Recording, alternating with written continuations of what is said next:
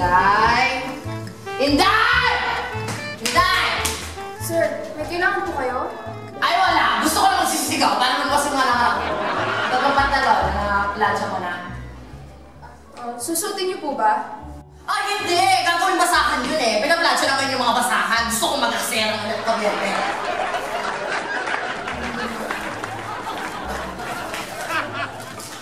Ito na yung bill ng tubig, tapos ng pera.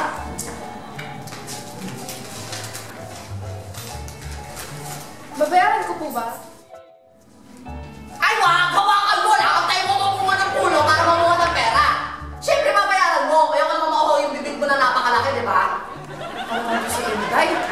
Huwag mo nga ng pagkain doon para may mas naman ako sa pagkagaan ko sa'yo.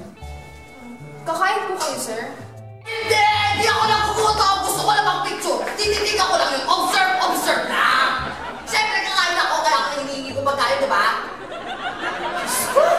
Kunin mo na rin pala yung pinamili ko, ha?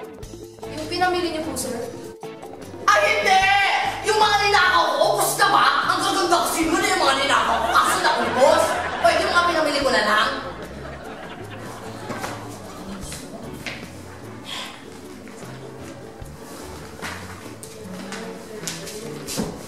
Yung pamangkin ko nga, pababain mo na. Nung makakain na. Gigisingin ko po ba, sir? Ay, wag! Huwag mong gisingin! Subukan natin siya pakainin na lang tulog. Tingnan natin kung makakuya. Galing-galing mo naman talaga, no?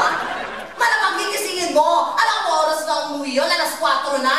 Kasama yung mga kabarkada na party-party sila. Oh. Nakita niyo po, sir? Ay, hindi! Gumagawa lang ako ng mga storya. Gusto kong mag-chismis. Pumunta ka ako mamaya sa kapitbahay. Nang sabihin ko, tatanggalin na ang pambay ko dahil sobrang atribida.